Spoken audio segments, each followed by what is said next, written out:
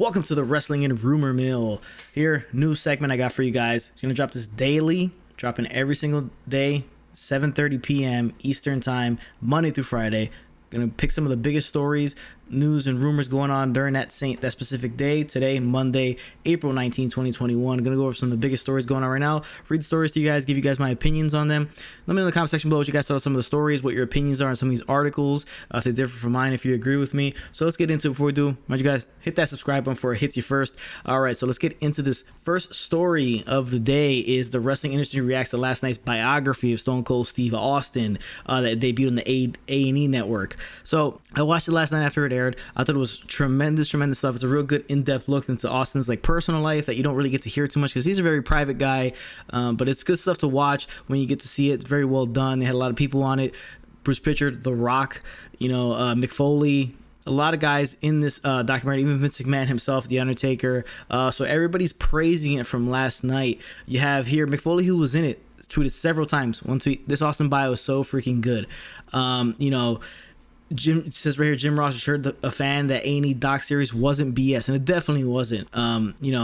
It's really good stuff. Cowboy James Storm tweeted, "This was some good stuff right here." Tag Stone Cold Steve Austin there. So you see a bunch of them here. Mike Chioda, former referee Mike Chioda, joined WWE on A&E and Stone Cold Steve Austin documentary. Such good times in the business. Caught the Andre documentary as well. Found this pic of Tony Chimmel and I as medics with Andre. It's a funny one right there. You got here John Silver. We were so spoiled as fans during the Stone Cold World. Definitely was. The Rock's here. Tune in tonight. Obviously, huge. Austin was a huge influence on my career and our legendary feud. We went to become the biggest box office draw pro wrestling's ever seen. Obviously, we all know that. Really good stuff though. It's an awesome documentary. Definitely, you guys should check it out if you don't have A&E. Find a way to watch it. Just try to watch it there because it was so well done, and everybody's giving it very high praise in the wrestling industry. Very well done documentary. It's a bit long, it's 2 hours, but it's real good, especially the parts where they talk about his kids and his home life, which is definitely stuff he never likes to share, but he shares it here. So gets a little sad at that point, but the big rise of Austin, the biggest superstar in the history of wrestling. It's a very good doc that I recommend all you guys go out and watch it. So it's getting really high praise after debuting last night. So that's the first story we have. Next one. WWE quietly switches brands for another superstar. So first we heard that Reckoning, aka Mia Yim, is switching after the dissolvement of Retribution. She is moving to the Smackdown roster. We don't know if she's going to be Reckoning or Mia Yim. Most likely I think she'll be Mia Yim. Makes no sense to keep her as Reckoning. We haven't seen her on TV for a while. She hasn't really done much when she was part of Retribution to begin with, so we'll keep it moving forward. So I think she's going to become Mia Yim. I think it's a really good shot in the arm for the women's division on SmackDown because they did need another person here and there to kind of spice things up. So that's what we're getting here with her going over there. Now we find out that none other than Slapjack is coming to SmackDown as well, hopefully as Shane Thorne, to be honest with you. Like I said, right here on Ringside News, it says, as of this writing, it is unknown if WWE will keep Mia Yim and Shane Thorne's Retribution gimmick intact. They'll both make their debut on the Blue Brand very soon. So, who knows? I don't think, like I said, I don't think they're going to keep them as Slapjack and Reckoning. Makes no sense, right? For them to show up as those gimmicky, corny-ass characters that nobody liked from the beginning, never really worked. And why would they bring them in like that anyway? So it makes no sense. Hopefully, Mia Yim is there. She gets a big jump on the SmackDown roster. A good little run. Her run in NXT wasn't really much to talk about.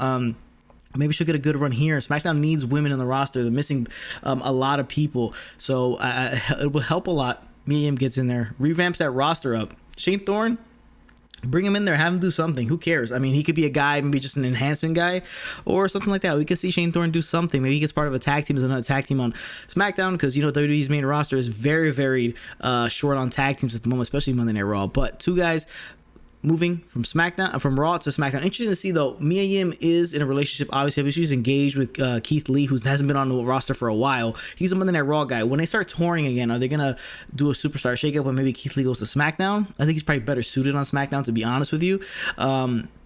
At least for right now. Let's see him and Roman Reigns go at it. Him and other guys like that, Kevin Owens. It'd be pretty cool. Him and Seth Rollins, him and Cesaro. It'd be pretty cool to have him on SmackDown. So maybe because WWE likes to keep their couples together, we could see a superstar shakeup in where Keith Lee goes to SmackDown to be with Mia Yim. Keeping in that same vein of women's wrestling, we have here WWE canceled plans for an all-female faction. All right, so here we go. According to Fightful Select, WWE nixed an idea to start a female faction with Chelsea Green, Vanessa Bourne, and Santana Garrett. They were going to be a a Pussycat Dolls meets Charlie's Angels type group. Doesn't really sound that appealing. Charlie's Angels, Pussycat Dolls sounds kind of corny, and I don't think it would have came off that well on television. But a female faction is something you don't really see much in professional wrestling, and it's something that maybe is missing. It would have been done,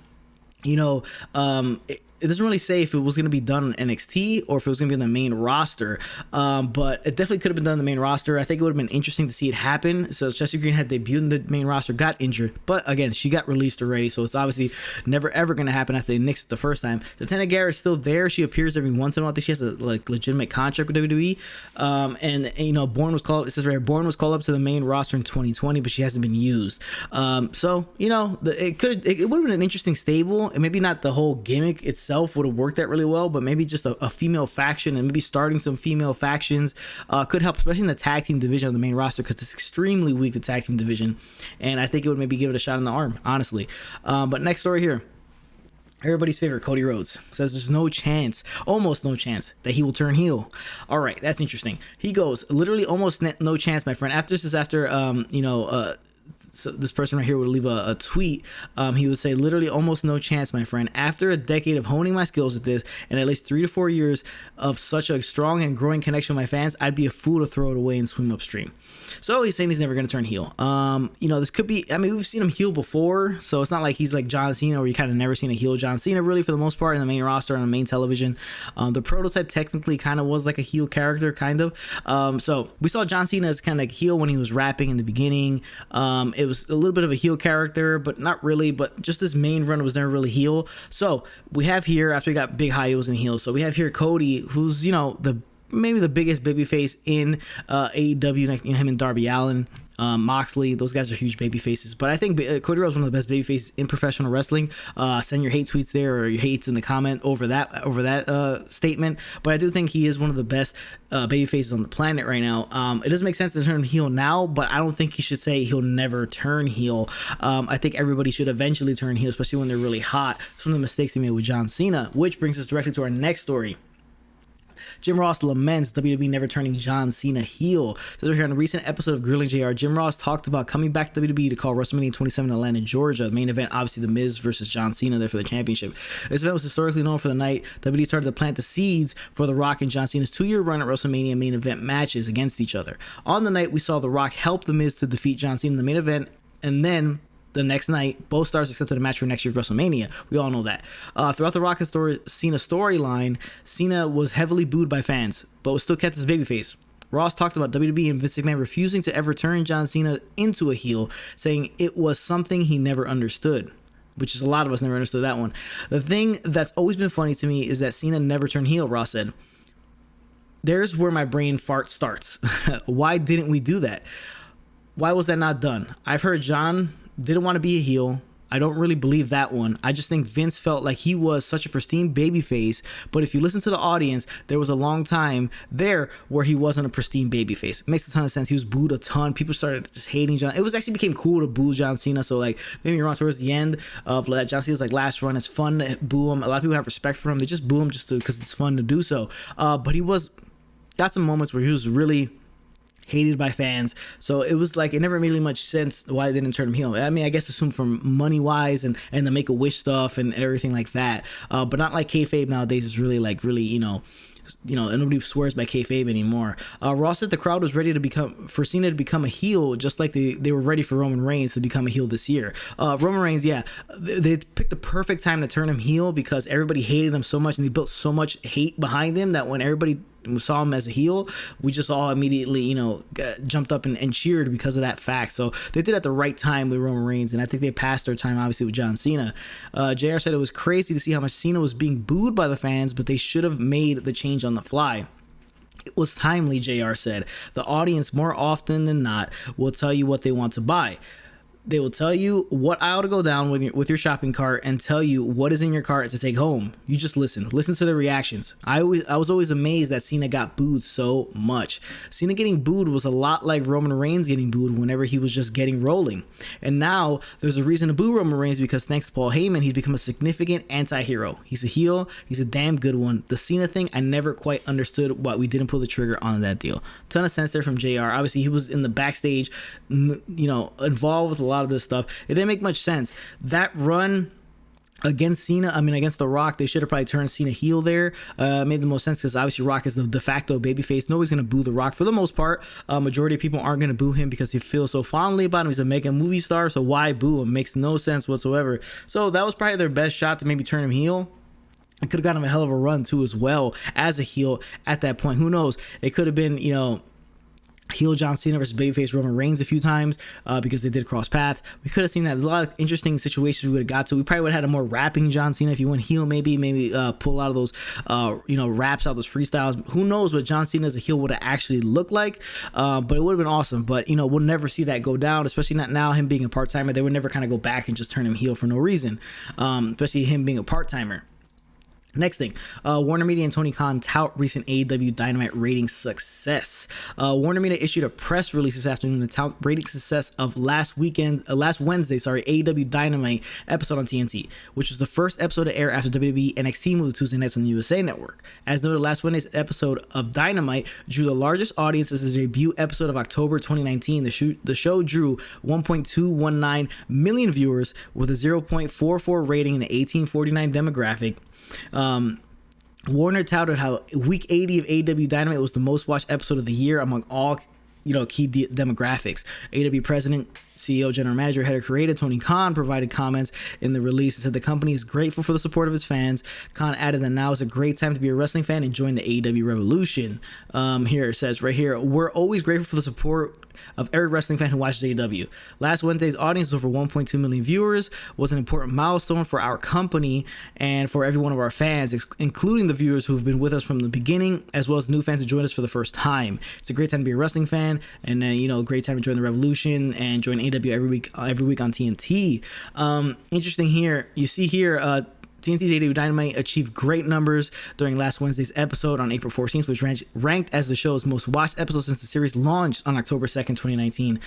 You see the highlights below. 567K between 18 to 49, 1.5 rating, 609K between 25 to 54, 181K between 18 and 34. 1.2 million P2 plus, probably that's the DVR stuff. So it's a big time thing. It's the first show that they had, post NXT moving to Tuesdays after WrestleMania. So it's a big shot in the arm from now. Can they keep it? There was nothing special about the show, really set up because Mike Tyson was on the week prior, set up for the week prior. So really, Mike Tyson, does he really draw on a million fans not one week and then the next week he does? I don't think it had Mike Tyson that much to do with it. It wasn't really much on anything on the show to bring it to 1.2 million other than there's no competition. You're not splitting fans in half. So it makes a ton of sense as to why AEW Dynamite would get this big number. Now, do they sustain it? Maybe. Do they get close to Raw? Not anytime soon, I don't think, but they're going to put a little bit of pressure. But, again, they don't have any competition. So most of the people that are watching Dynamite, the people that watch Raw, SmackDown, and NXT. So it's all kind of the same niche audience that you're kind of all fighting for. So now that they're separate, both will get their solid ratings. Interesting to see NXT's ratings going forward and how they perform, which didn't even have Impact to do with. Impact was the Thursday nights. So it's a lot of interesting things to talk about there in terms of ratings and how that'll be pushed forward with AEW sticking at 1 million, or will it drop underneath? How will it work? What's the lowest ratings they'll get? Will they ever get 1.5, 1.6, 1.7 like Monday Night Raw stuff? It remains to be seen in NXT how they'll perform unopposed on Tuesday nights going in the next few weeks to a couple months from now. Last story we'll get into right here. Chris Jericho and why celebrities are better at wrestling than in the past. Obviously this goes because of Shaquille O'Neal, Mike Tyson, and obviously Bad Bunny, who had such a massive, successful match at WrestleMania where he had a Canadian Destroyer, and he won the match, with him and Damian Priest against Miz and Morrison. Here we go here. AEW star Chris Jericho sat down with Hollywood Life to talk about his recent interactions with Mike Tyson and AEW Dynamite. When asked why guys like Tyson, Shaquille O'Neal, and Bad Bunny have done so much better in wrestling than celebrities like Jay Leno, obviously, like back in the Monday Night Wars, Jericho said it's due to newer celebrities having more respect for wrestling. You have guys that have a large amount of respect for pro wrestling. You can throw Jay Leno's name in there, and I will raise you Karl Malone, a Dennis Rodman, or a Lawrence Taylor way back in the day. There are athletes and guys like Bad Bunny who have been lifelong fans of wrestling and really respect what we do and want to be involved. Those are the ones you want to work with, work the best. If you take a guy who doesn't want to do the training and do the things to put in a good match, you will not get one. Then it becomes more of just a stunt casting. She says right here, Shaq took it very seriously. He worked very hard to put on the match he did. The same thing with Bad Bunny. You can tell the training was there because what he did was very much like the match we had with Shaq. I don't think these recent celebrities want to come here and embarrass themselves, or more importantly, embarrass the sport with all the respect they have for it. It's the same thing with Mike Tyson. He loves being around the business and respects the business. And he has been a kid. All he wants to do is his best. And at the end of the day, he is Mike Tyson. So there's always the element of that, what he's going to do. But if he didn't want to be there for the right reasons, he wouldn't be there. Jericho was then asked if any other follow rock stars he said he likes to wrestle. The Fozzy lead singer offered a surprising answer. I don't think of it that way, Jericho said. People ask me that thinking it's a fun question, but to me it's like, if you want to do it, you have to put the time and effort for the right angle and storyline. To me it's like, who in the metal world would you put in a wrestling match that would be believable? The Bad Bunny thing was different, and I suppose you could find somebody like Zach Wilde from Black Label Society who could probably train and actually do it. But you have to be an athlete first and foremost. That's why Shaq was so good. Tyson being involved is so good because of all the intensity, and Tyson has become, he knows what it's like to be in a fight. When he's in the ring, he's not thinking the same kind of ha-ha type thing. So if the story's right, and the guy wants to put in the time, then once again, sure. What we do with Shaq and what WWE do with Bad Bunny are perfect examples of the right story and the right guy who is willing to put the time and do as well. He says right here, made one last point, Jericho, when I did Dancing with the Stars, the guys that didn't respect what they were doing or out in time to rehearse were out quickly. I realized that you have to rehearse 6 or 7 hours a day every single day, and you're not going to last long. That's why I did so well. Went into the world with the respect and desire that you need to succeed, and that's what it have to do in wrestling as well. Correct on all points by Chris Jericho there. The thing is, a lot of these guys now, like Jay Leno, Carmelo, a wrestling fan, but from previously, so he's probably not like super in tune with the product at the time. Obviously, he was a mega athlete, probably not the time to watch it. But all these other guys, they grew up in that era where they were able to see that attitude era and that. Not Tyson and Shaq, they're a little older than Bad Bunny. But they have a ton of respect, and obviously they're not like currently in the sport where they have time to watch it now because they have more time on their hands. When they were professional athletes prior, they had no time on their hands, constantly training and all that stuff. So Tyson, obviously a lifelong fan, been WWE previously, never had a match. He's always had just spots where he punches a guy, and obviously it's Tyson. You already know what you're gonna get when he punches a guy. Shaq, the same thing. He's been around for a while, had little spurts here and there, but this is like his first full-on match. And he succeeded because he's been retired for such a long time. He has the time to train. When these guys like Karl Malone, it's not a ton of time to train for Karl Malone, which he was serviceable. It was okay. It just was what it was. Dennis Rodman obviously wasn't really keen on training for professional wrestling. Bad Bunny took the time, went to Performance Center all the time, trained his ass off, and showed out. And obviously a lot of the kudos you give to Miz and Morrison for selling everything, making everything look really good, but a lot of work put in by Bad Bunny as well. So you see, they do a lot better now, but it's good stuff from Chris Jericho in this interview and how he talks about celebrities in wrestling. Maybe we'll see more. I mean, go back to Stephen Amell too. He did a solid job as well, but he's a wrestling fan from time out. He probably had time to train. He's an athletic guy, so that helps in the end. But that's the news I got for you guys today. Appreciate you guys for tuning in. Remember to like, subscribe. Let me know in the comment section what you guys thought of the video, the news that dropped for you guys today. How do you feel on these topics and everything like that? Remember to hit that like button, that subscribe button. Catch you guys on the next one.